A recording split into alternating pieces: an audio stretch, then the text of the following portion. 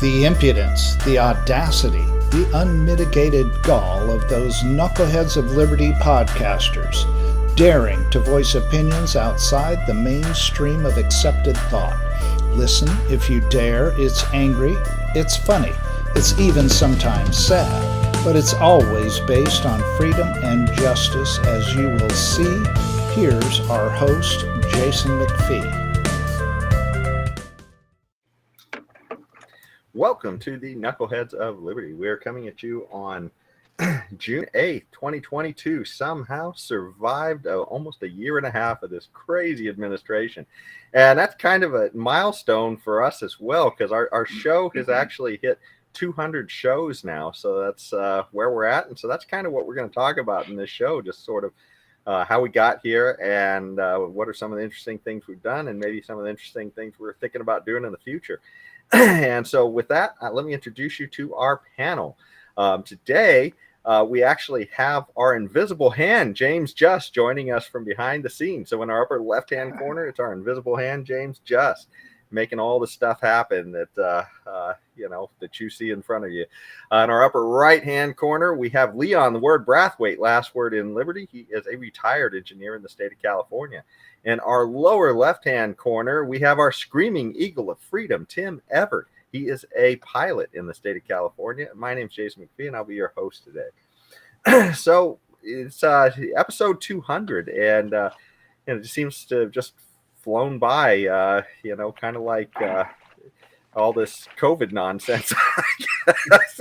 And that's sort of tied into how we got to be doing what we're doing here. This show sprung out of COVID. Some of us were working on Libertarian Counterpoint. It's a long-running show out of Sacramento.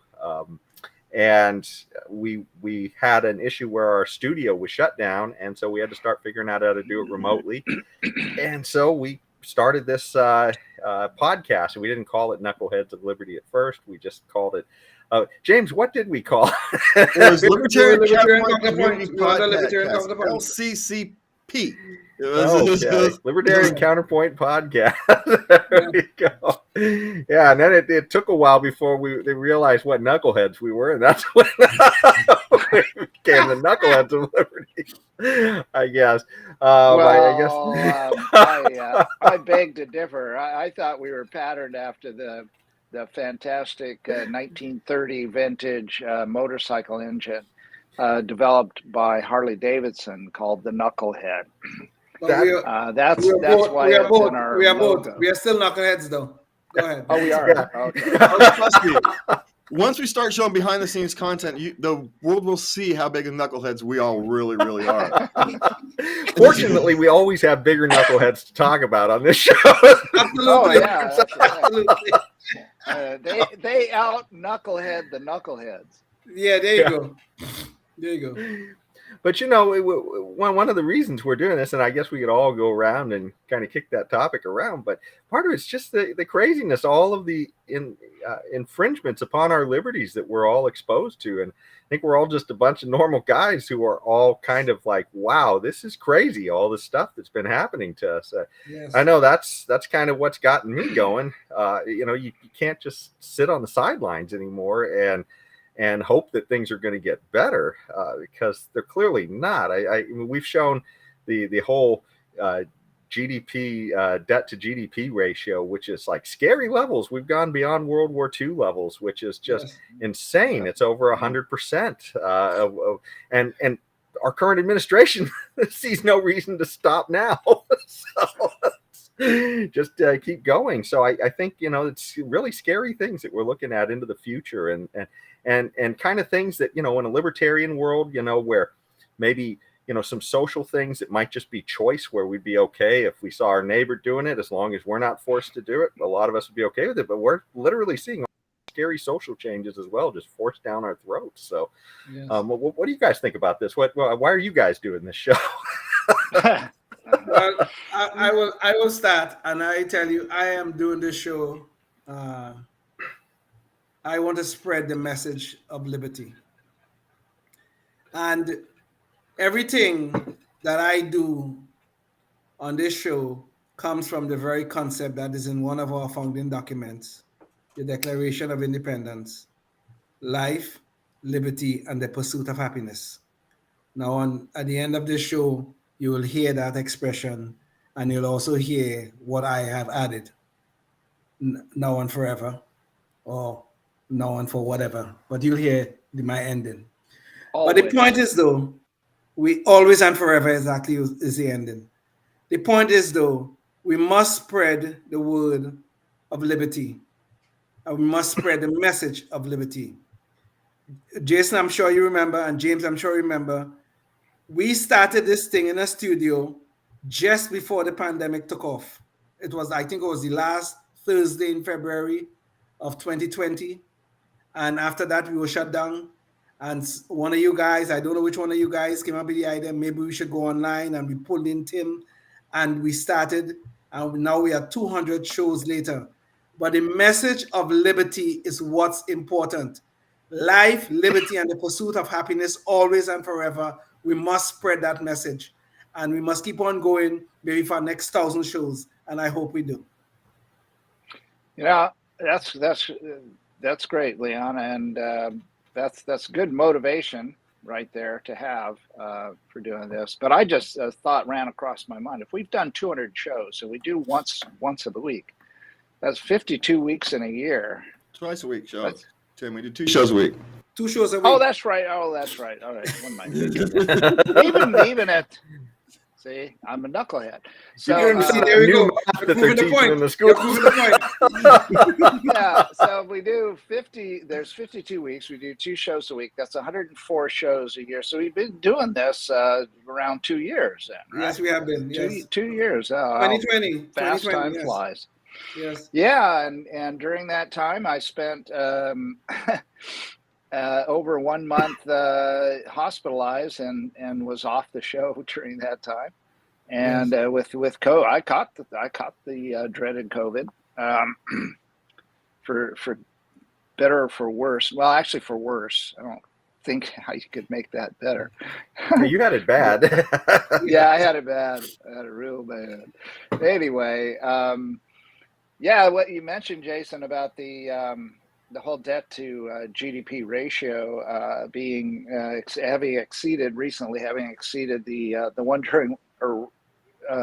during and immediately following. Of course, they had to pay for it. World War II is that during World War II, the whole dynamics were different. A lot of that debt was from Americans buying war bonds. So the debt was not held by the central bank. It was not printed money. That was like the stuff we have now. It was actually people digging into their savings and contributing to the war effort. And back in that time leading up to the 1940s, because of the Great Depression, people's savings had gone up.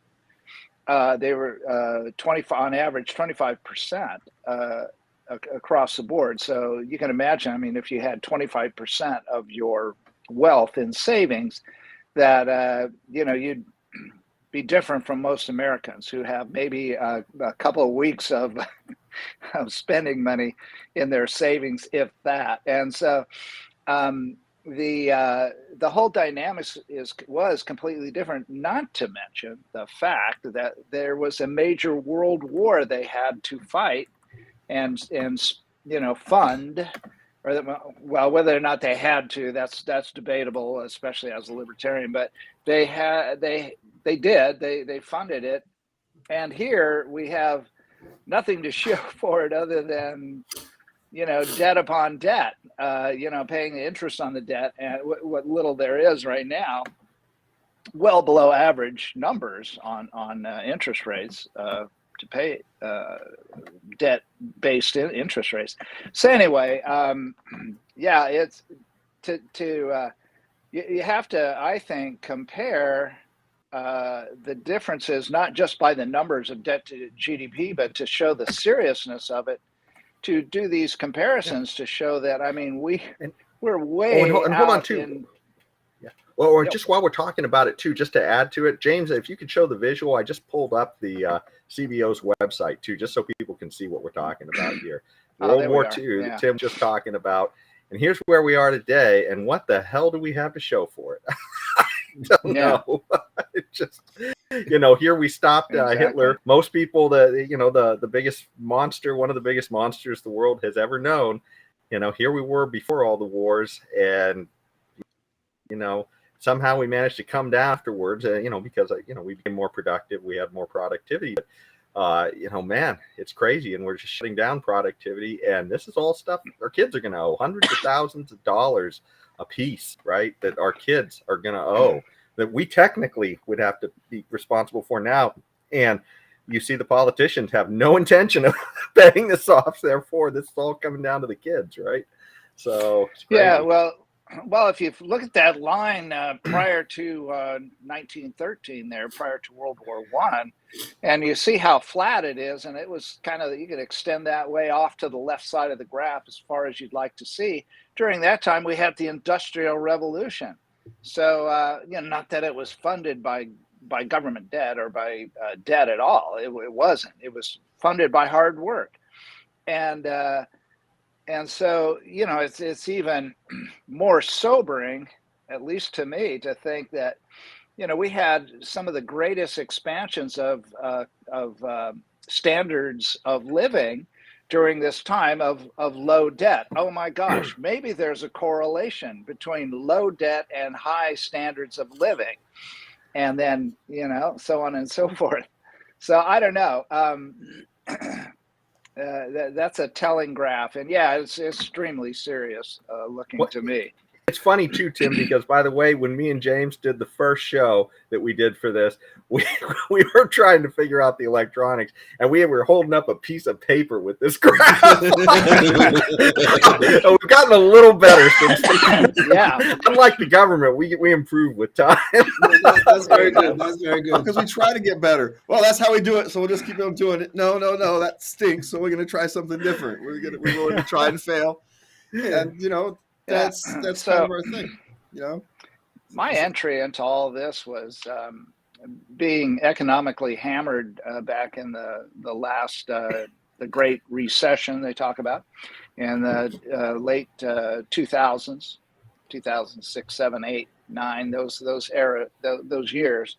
And so my son had told me about this place on the internet called Mises.org, and they had an article about, at that time, Japan's lost decade.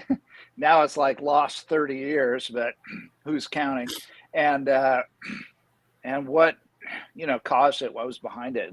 Because at that time I was trying to understand just what hit me upside the head here economically, and why did this happen? And furthermore, who predicted it? Because those are the guys that probably ought to listen to, not these yahoos that never see anything coming. All these people at the central bank, these so-called, Janet Yahoo Yellen. Yeah, Janet Yahoo Yellen, and all the people in the past, as Bernanke was the guy during 2008, and so. Oh yeah, of course, his last prediction just prior to the collapse of the real estate market was that it was sound. There was nothing wrong with it. That was his basically his prediction. And so so when I found out, when I went down the rabbit hole of Mises.org, then of course I got into all the other offshoots of that and started reading and listening and watching old YouTube videos of people predicting this stuff and why, and it's all based on Austrian economics. And so, the whole idea of liberty based on, the non-aggression principle and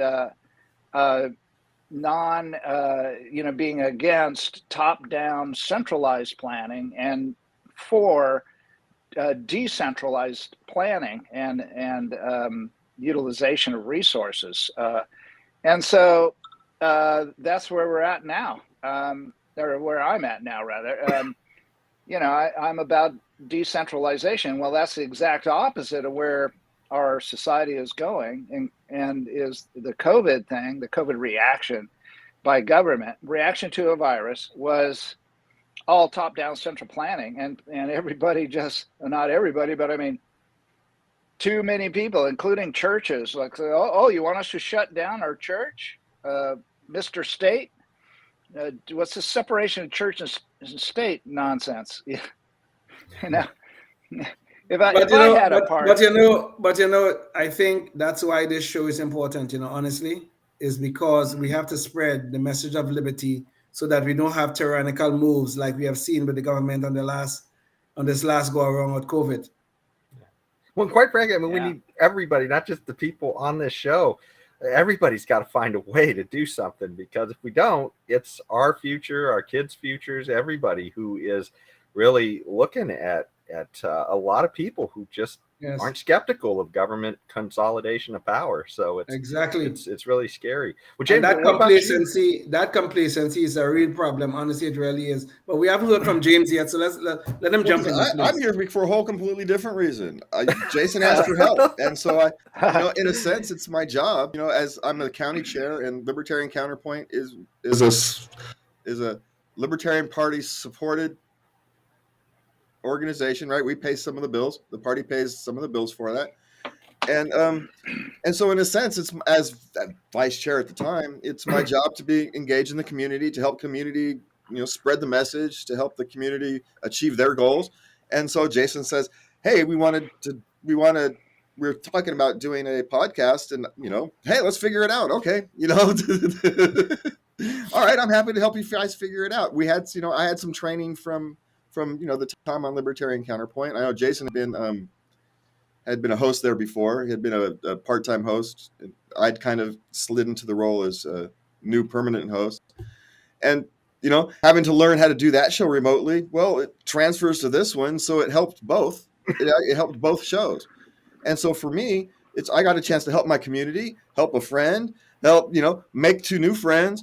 So for me, it's much personal. It's a much more personal. It started as a much more personal experience. I just wanted to help.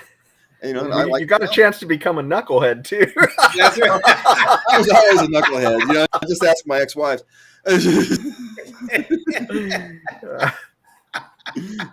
Just saying, I'm always a knucklehead. So okay.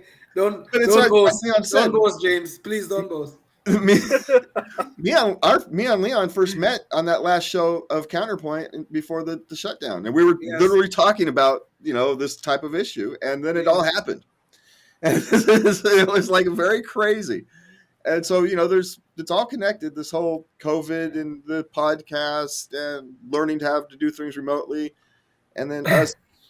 What James, the biggest irony is when we had that show, the point of the discussion is whether or not it's cool to even have quarantines of sick people. And then it turned out, hey, we're not quarantining sick people. We're quarantining everybody. The whole damn country. Yes. Yeah. And we call some people essential and some people non-essential. And now we wonder why our society is divided and split and fracturing at the seams. What did you expect to happen? Some of these things were predictable. And it's, we're in a sad spot, so it's, but we've grown, we've learned, and, we're kind of looking towards the future now. And so that's, our progress can be a lesson to the country, right? You can learn, you can pick yourselves up. You can go from holding a piece of paper up to try to get your message across to actually being able to put together a quality show. And, if we can do it, so can the rest of you, right? It's the rest of you, we can clean up the rest of our lives. Yeah. There you go. And quite frankly, that's a big part of what we're trying to do on this show, is to try to interview people who are out there fighting for liberty, who are out there organizing for liberty, and we try and get some of their inputs on their experiences, on the challenges of it, what got them motivated. And so actually, I'm going to take you through a few of our guests right now, so maybe we could get the image up. So some of the guests we've done pretty great. We got Larry Sharp on the show, and Larry's actually running for governor of New York right now. So we're really excited for him. We certainly hope he does well, and he could be a real signal for the whole country if he's able to win that governor spot in New York, because we've just seen such lunacy coming out of both there in California. But we haven't just had him. We had Spike Cohen, who was the vice presidential candidate for the Libertarian Party the last time around, and he is just an amazing guy who's out there really give a great speech for liberty. If you want to hear that guy talk, I heard him at Freedom Fest, but he's available online in a lot of places. We had our own Kalish Moreau from, or Kalish Moreau rather, from Hanford, California. So it's an actual place where they've elected some libertarians, which is to their city council, which is extraordinary. In fact, it's a majority libertarian city council, which is pretty amazing. 3 of the 5 city council members there are libertarians. Yes. And actually, we're hoping we got to follow up to see if we can get somebody else from that council on the show as well, just to find out about a little bit about what kind of magic it takes down there to get some reason into government. What's in the water down there? Exactly. Yeah, what's in the water? Yes. Or maybe what's not in the water. Maybe that's the exactly. Yeah, I guess the Kool-Aid supply from Gavin Newsom hasn't made it there yet. But we've had some others. We had Dennis Pratt, who is from the Free State Project and in New Hampshire, and has been organizing with Pork Fest over there for their big libertarian events. And so those have been fun discussions that we've had with him, and some of the great changes that are happening in New Hampshire. In fact, one of the great things, they just got school choice passed on over there, because the Free State Project, just for anybody who's forgotten or didn't see that show, is they libertarians about 10 so years ago, they sort of identified a small state and said, hey, if we can get enough libertarians in one place, we can get a critical mass so that people can actually see how some of our policies or lack of policies in some cases, right, just keep government out of things, are so much better than the heavy hand of government. So those were fun discussions. And recently we had Braver Angels. Rick Hotchner and Barbara Thomas have been on the show, and they were on close to a year ago as well. And some of the great stuff that they're talking about, it's not so much a liberty issue, but it's a free speech issue. I mean, they just want to allow the conversations to happen, to have civil conversations between people with different ideas, which is, what a libertarian marketplace is all about. I mean, that's really what we want to see, is just people being allowed to talk and ideas to openly flow out there, with respect for one another. I hate the fact that we have to say people should be allowed to talk. That framing is just by itself is just kind of offensive to me. The fact that we have to frame it that way. Rather than people should just talk. They should be allowed to talk. Why are we even having that kind of? Why are we even having that words together? Allowed to talk. Tell me this. Why are we even talking about defending free speech, defending the First Amendment? These are things that are fundamental to our existence as Americans. Why are we even talking about we have to defend free speech? I find that so incredible. It's beyond me, if you want the honest truth. Yeah, no. But one of the people that, I don't know if you plan to get to it, Jason, but one of the people you didn't put up, I know you couldn't put up everybody, but you didn't put up Sam Paredes. We're getting to him. We're getting to him. We're getting to him. Okay, sorry. Go ahead. I'm sorry. Like usual, Leon, with our knucklehead noise patrols and everything, you're a step ahead of us. But yeah, as far as Braver Angels go, it's been great to have them on, and we hope to have them on more in the future to talk about all the rest with promoting speech. And as far as Libertarian Counterpoint goes, we had our own Richard Fields on, and Richard Fields has had experience as both a broadcaster and was the Libertarian National Party's press secretary. So, he's literally been the mouthpiece for liberty on a national level, which is pretty cool to get his perspective on the show recently.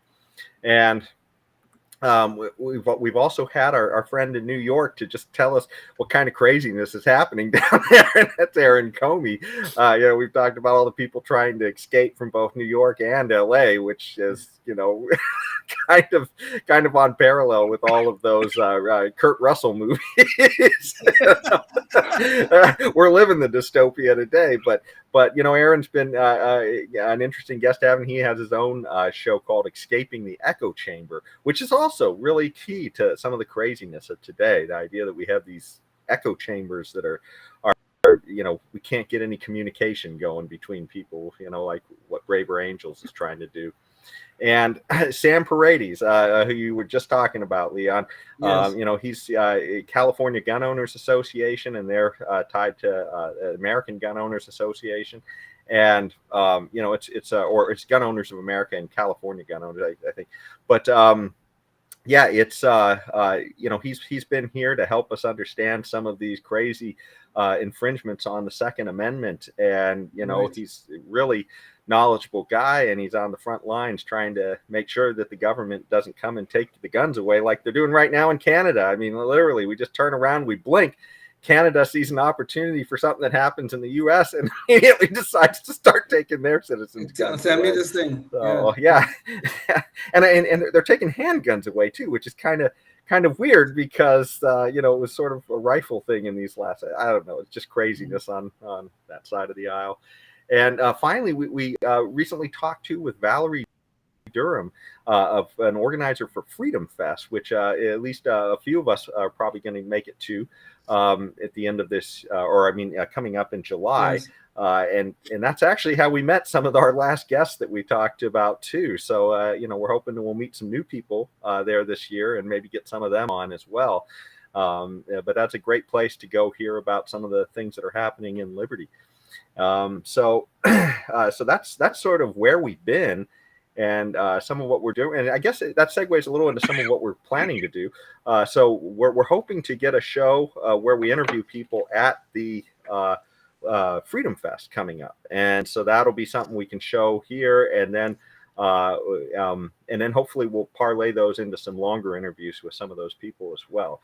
But that's one of the big plans we have. I'm not sure. You guys want to talk about any other plans that we're thinking about? I know some of you guys are doing some of that invisible hand work behind the scenes. So maybe, some of that. James and I are doing a lot of work behind the scenes to try to put everything together and get everything under one umbrella. We are forming an organization that will encompass, our Knuckleheads show. We're gonna there's some other shows like Late Night Love and all these other things and then there's going to be a new segment that we will do one of these days involving me. We will do all those things, but all those things are going on behind the scenes. We are making contacts with other people who are going to help us in terms of the marketing of the show a little better to see if we can, spread the message of liberty, which is our intent. We are doing a whole bunch of stuff. James and I are working together quite closely. Maybe he see too much of me, I guess. I don't know. He may be complaining about that pretty soon. Who knows? But we are doing a lot of things behind the scene. I don't know if James wants to add anything to that.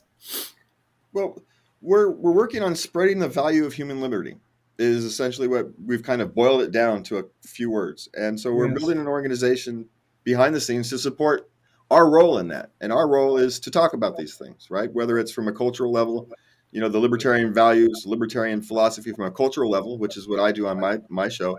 And then we have the political shows. And, so we're working this from multiple angles. And, you'll see some of that stuff coming up behind the scenes. Like you said, Leon, we're talking about Leon having a last word. So, for a week, we've got some other stuff in the hopper that we're kind of still developing.